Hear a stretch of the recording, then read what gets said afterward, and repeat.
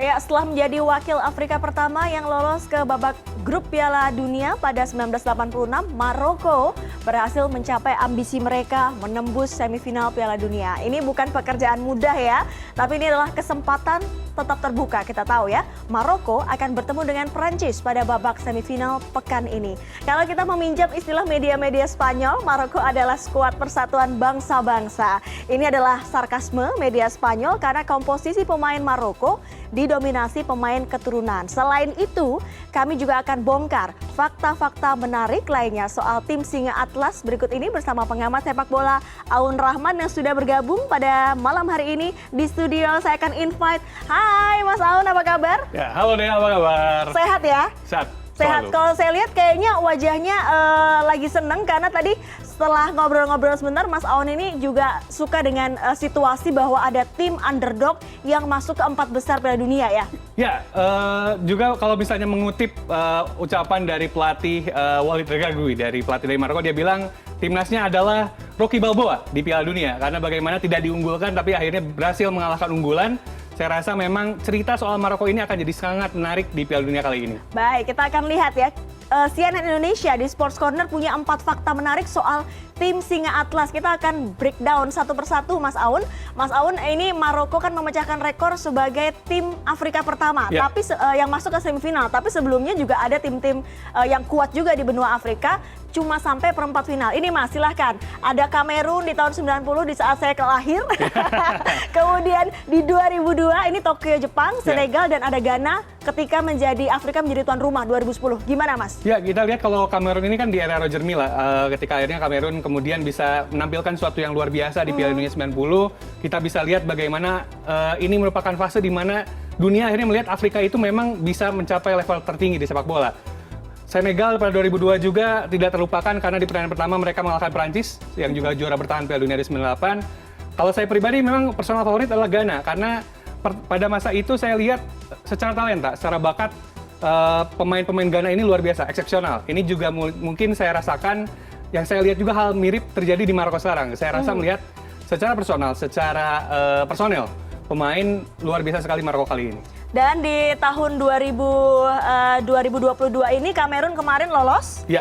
Tapi cuma sampai di fase grup. Betul Kemudian sekali. Senegal gimana Mas? Kemarin nggak lolos ya? Nggak lolos. Ghana pun dan saya rasa memang tidak beruntung karena di satu grup yang cukup sulit juga ada Korea Selatan di sana, ada Uruguay juga. Padahal sebenarnya kita bisa lihat Ghana ini juga sedang dalam posisi sepak bola mereka dalam tahap revolusi juga karena mereka juga memasukkan beberapa pemain keturunan yang juga lahir di Eropa seperti Inaki Williams juga, Tariq Lamptey juga. Memang ada situasi yang amat disayangkan ketika Ghana akhirnya tidak bisa lolos, tapi juga kita bisa ingat bagaimana betapa luar biasanya perjuangan dari Korea Selatan di fase grup. Saya rasa 3 negara ini memang juga menunjukkan penampilan yang luar biasa di Piala Dunia 2002 kali ini. Luar biasa. Yang lebih luar biasa lagi ini Maroko dengan tim yang kebobolan paling sedikit dan kebobolan oleh pemainnya sendiri ya. Memang kalau misalnya bisa dicek lagi pemirsa, ternyata Maroko ini selama ditangani oleh pelatih Walid Regragui itu belum pernah kebobolan dari open play maupun tidak pernah kebobolan oleh tim lawan. Mereka nggak pernah kebobolan sejak Agustus 2022. Ini dengan kata lain sudah hampir 4 bulan belum pernah kebobolan oleh tim lawan. Makanya sangat menarik, apalagi di Piala Dunia kali ini kan mereka juga belum pernah kebobolan di pertandingan normal. Baik, kita akan coba lihat ya, mengapa kemudian Maroko bisa mencapai 4 besar. Ternyata usahanya begitu luar biasa. Kalau kita lihat dari peringkatnya, ini sempat di posisi 13 di tahun 98. Ini di Prancis ya, Prancis betul saat sekali. itu ya. Ini di era-era El Hadji kita lihat, plus juga peringkat di tahun 2022 di peringkat 28, salah satu yang tertinggi di antara negara-negara Afrika lain. Memang ada investasi 65 juta. Ini dia, 65 juta USD ini sebenarnya ada ceritanya. Jadi raja dari Maroko, Raja Mohammed dari Maroko ini merasa dalam 10 tahun kepemerintahannya negaranya tidak berkembang. Akhirnya dia kemudian menyiapkan sekian dana. Sebenarnya tidak cuma di sepak bola aja ya, tapi juga di aviator juga, di penerbangan, di antariksa juga, tapi juga termasuk di sepak bola. Akhirnya dia membuat akademi sepak bola Mohammed IV dari namanya sendiri, di mana dia kemudian membangun infrastruktur di Saleh, sebuah kota di Maroko dengan nilai yang luar biasa. Di sana tujuannya juga bahkan bukan hanya sekedar untuk menciptakan atlet sepak bola, tapi juga untuk menciptakan kualitas manusia yang lebih baik, untuk meningkatkan juga menyederhanakan gap antara satu daerah dengan daerah lain. Intinya sebenarnya penciptaan akademi sepak bola tersebut juga untuk meningkatkan kualitas hidup dari warga negara Maroko itu sendiri. Karena kalau kita ingat di 2000 sekitar medio 2010-an ya, Indonesia juga pernah saat itu bertemu dengan Maroko. Ya, kita juga bisa ingat bagaimana di Islamic Games Maroko juga juara, itu yang digelar di Indonesia. Yang juga jadi luar biasa. Memang ada fase di mana Maroko mungkin tidak dalam pikiran banyak orang untuk jadi salah satu tim terbaik di dunia sekarang gitu. Terus juga salah satu yang jadi poin penting atau catatan penting adalah dana 65 juta USD ini bukan dana dari FIFA, bukan juga dana dari kenegaraan. Ini memang merupakan investasi dari pemerintah Maroko itu sendiri. Baik, angkanya besar, tapi bagaimana memanfaatkan nilai betul besar itu ya Mas ya. Nah ini yang menarik juga adalah fakta lain bahwa 16 dari 26 pemain yang dibawa ke Piala Dunia ini lahir di luar negeri dan berkembang atau belajar di negara-negara yang kita lihat di sini ada Belanda, ada Perancis, ada Spanyol. Ini adalah barometer sepak bola yang top, yang modern. Ya, kita bisa lihat memang penampilan Maroko ini ada mix dari banyak sekali negara. Dari bendera-bendera ini kita bisa lihat juga yang paling banyak mendominasi Spanyol ya. Kita bisa lihat juga perbatasan antara Maroko dan Spanyol itu kan dekat sekali, dan juga memang ada wilayah protektorat dari Spanyol di Maroko, Ceuta dan juga Melilla. Nah, ini kemudian memang memungkinkan ada banyak sekali terjadi imigrasi. Itu juga terkait imigrasi di Prancis. Terkait Kanada, mungkin cerita menariknya karena kiper Yasin Bono juga berasal di Kanada. Saya rasa memang negara-negara ini justru yang kemudian membentuk dari kultur sepak bola Maroko itu sendiri. Ditambah juga memang ada kultur dari Afrikanya juga, dan juga kultur dari mereka sebagai salah satu negara Timur Tengah juga. Iya, karena beberapa pemainnya memang bermain di liga-liga top di Eropa, tapi saya baru mendengar nama-nama mereka ketika ada di Piala Dunia dan ternyata seperti tidak tersentuh begitu.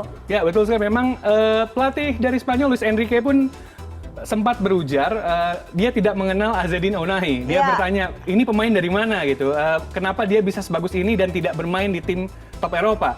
Kabarnya bahkan Barcelona juga sudah meminati Ounahi. Memang turnamen internasional ini memang menjadi semacam etalase ataupun showcase untuk bakat-bakat yang mungkin nggak pernah dilihat di kompetisi liga, ataupun karena misal ternyata para pemain ini mainnya di kompetisi level bawah, ataupun ternyata mainnya memang di domestik negaranya masing-masing. Saya rasa keberadaan para pemain, buat saya pribadi, keberadaan para pemain Maroko ini menunjukkan ya negara-negara non-Eropa pun sebenarnya punya kualitas untuk bisa bertanding di level tertinggi dunia.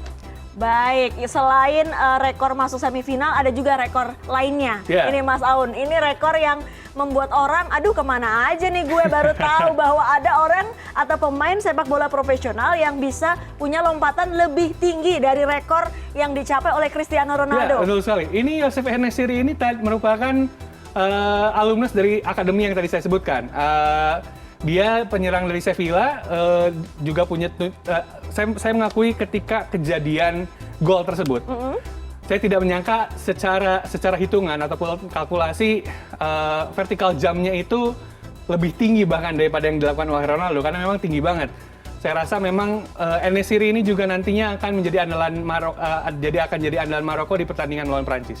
Baik, karena kalau kita lihat CR7, ini CR7 itu sekitar 2,5 meter. Kalau ini 2,78 meter, artinya 28 senti lebih tinggi dari Ronaldo. Betul. Jadi kalau misalnya orang menyangka 20 senti itu kayak yang kecil kayak di Penggaris, sebenarnya nggak juga. Ketika bicaranya metrik, itu tuh meter banget gitu. Ketika misalnya kita bicara siapa pemain tertinggi ataupun lompatan tertinggi, itu ketika ada jarak bahkan sekecil ini pun, sekecil ini pun itu akan jadi sesuatu yang memang kalau misalnya lebih tinggi berarti meter banget gitu. Meter banget ya. Dan ini memang menjadi pemain yang kayaknya sih diprediksi akan memperkuat ya nanti lawan Perancis ya. Ya, termasuk pemain yang bugar, pemain yang juga dipersiapkan oleh pelatih Walid Regragui untuk jadi juru gedor melawan Perancis. Saya rasa memang situasinya mungkin akan berbeda ketika melawan Portugal kemarin. Tapi saya merasa En-Nesyri ini bisa jadi senjata secret weapon untuk Maroko menghadapi Prancis. Baik, kita akan bahas juga Maroko sama Perancis ini lebih keseluruhan lagi. Ya. Apalagi die-hard fans Perancis pasti udah pede banget. Perancis juara bertahan dan mencetak rekor juga juara bertahan yang bisa melaju tetap ke semifinal di Piala Dunia berikutnya. Gimana nanti kalau akan bertemu di pekan ini di semifinal? Saya ngerasa harus diakui Prancis ini berbeda dengan tim-tim lain ketika mereka mengalami dalam tanda kutip kutukan juara bertahan. Ketika sebuah negara kemudian bermain sebagai juara bertahan, biasanya dia skuadnya itu nggak jauh beda dengan edisi sebelumnya. Misal ketika Jerman bertanding di Piala Dunia 2018, mereka nggak jauh beda skuadnya dengan ketika juara di 2014. Akhirnya kemudian kita bisa lihat ada istilahnya titik jenuh ataupun fase jenuh, kemudian pemain-pemainnya juga sudah tidak segar lagi. Ini yang kemudian membuat permainan mereka terbaca, terus juga ada ambisi yang sudah kurang juga. Sementara tim Perancis saat ini dengan tidak ada Benzema, tidak ada Pogba, tidak ada Conte, tidak ada lagi Nkunku juga, ada banyak banget pemain yang nggak ada. Saya rasa justru Perancis ini benar-benar tim yang baru, tim yang berbeda dengan tim 2018. Kita bisa lihat ada banyak sekali pemain yang jadi tumpuan baru. Kita bisa lihat di belakang ada Dayot Upamecano, di tengah ada Rabiot dan juga Tchouaméni. Di depan pun formasinya agak berbeda dengan 2018.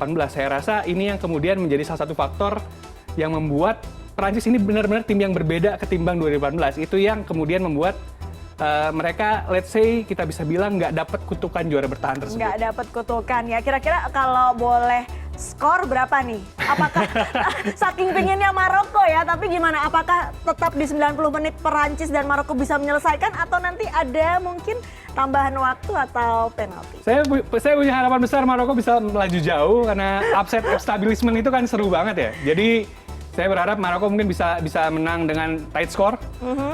Walaupun kita bisa lihat Perancis juga superior in every aspect. Yeah.